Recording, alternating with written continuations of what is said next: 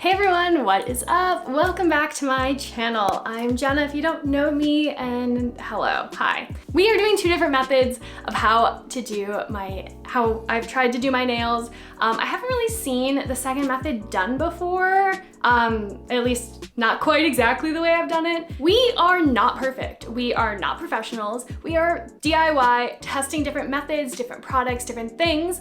We're realistic here.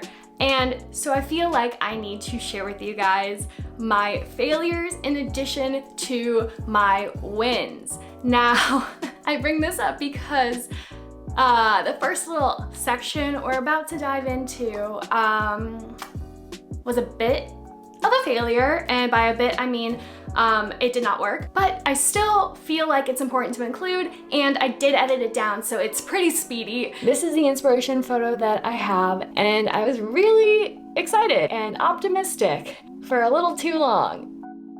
One of the issues I have with, painting my own nails is that my left hand is really not so great at functioning. So painting my right hand with my left hand is just really not fabulous. It's kind of a stressful experience, honestly.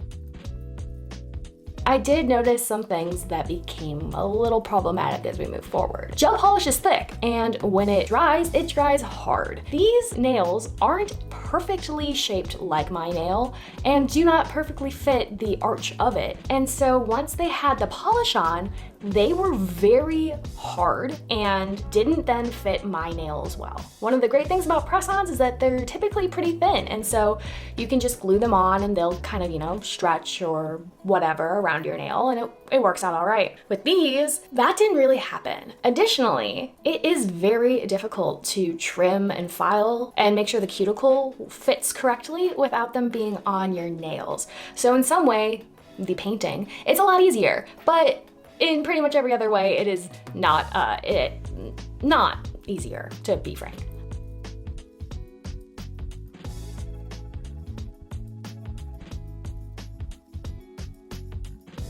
So as I bring out this nail glue, that is when things go horribly wrong. The tips I'm using are the Beetles Gel X full coverage tips. It comes with this nail glue, which is essentially builder base, just a thick gel polish that cures in a UV lamp. The problem though is that through all of those layers of polish that are already on the nail, they are not able to cure properly.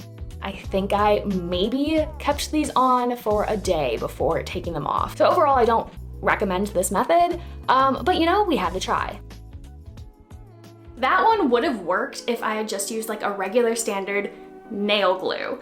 I do think though that the shape of the nails would have still been kind of off and not super great. If anyone out there has recommendations on how to make that whole process better, let me know, because I do enjoy painting the nails when they're not on my hands, but clearly it didn't work that way. This next method, I think, is my favorite way to do my nails lately. It's a lot faster and overall a lot easier too. If you're anything like me, you are trying all of these different products and trends and things that are coming out, and I kind of have accumulated a lot of different products, but I don't necessarily use all of it. So I really like this method because it's kind of diving into my barely touched nails box. You'll see in a moment and see what I mean. So these are my nails before. These are really cheap and horrible quality press-on nails from Amazon. I tried them once with the glue that was provided with other nail glue, doing the builder base gel method, and the nails pop off. Like, they pop off beautifully, but they do pop off. But it's great if you just want to use the plastic as a mold. The way I'm sizing my nails is I'm sizing them so that the tip is starting halfway up my nail. Why? Because one of the problems I have with Gel X nails and that type of thing, I'm really bad at getting the cuticle area correct. I hate when product floods out of it. You don't want to apply too much builder gel to the nail because it will mush out the back and maybe get on your skin, and that's not great, but you do want to apply enough where it's thick enough to hold up. You will be able to build it up after you pop off the nail with this little handy dandy tool. Just get in the corner there and boop, they pop off so easy. I will say you might have to go in on the back area and kind of like release your skin from the glue or the builder gel, but for the most part, like, very easy. I know they don't look cute right now, but they will. I only put my hand under the light for like 10-15 seconds maybe, and then I pop off the nail. When I go to do the next nail, I do the same thing, and at the end then I cure them all together for 60 seconds, but I find that it doesn't actually need to be under there for the full minute for every single finger, so it saves time.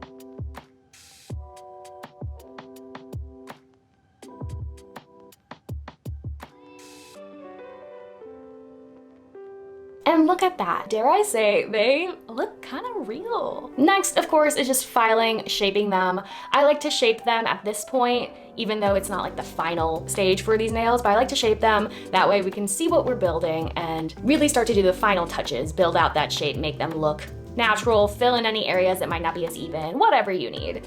And then I like to go over the full nail with the same builder gel. For this set of nails, I wanted them to be this like kind of milky white color. I just want them to be in this shade. So I kind of just stuck with this and built it up.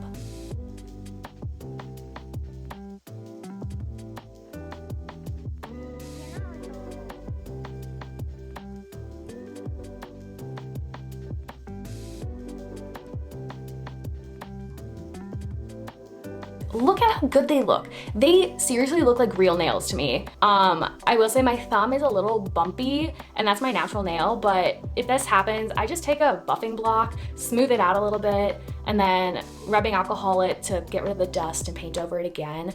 It's easy, it works, it's fine.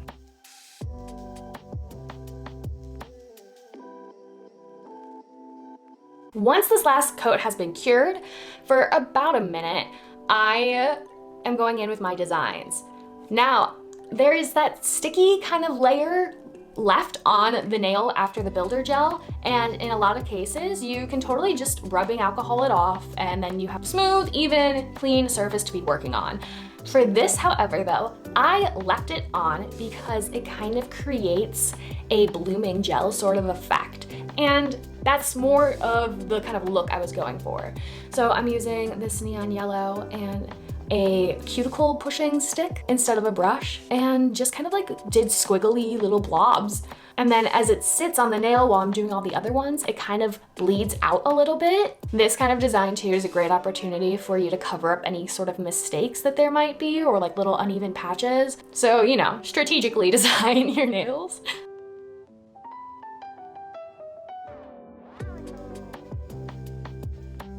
I decided to do both of my hands with the same design, and so I wanted to make it as easy as possible for my left hand to be able to complete. I'm just going with these like white dots too, which is super easy and manageable for my non-dominant hand.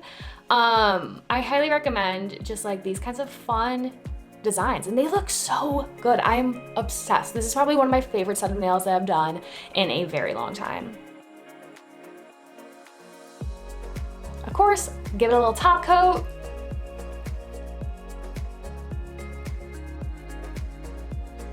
Do a final cure, and here are the final nails. I am absolutely in love with how this set turned out. They also lasted for, I want to say 3 weeks before I got tired of them. That's usually my max because at that point they're a little grown out, and so I like to swap them out, but they last really long, they're strong, they're sturdy, they feel good, they're easy. I feel like it's pretty user-friendly once you get the swing of it. I feel like this is also easier than the regular Gel-X nails, but try it out for yourself and let me know. All right, that's it for today's video. Let me know what you guys think down below. As always, please like and subscribe, and I'll see you in the next one for some more realistic nail videos. Bye.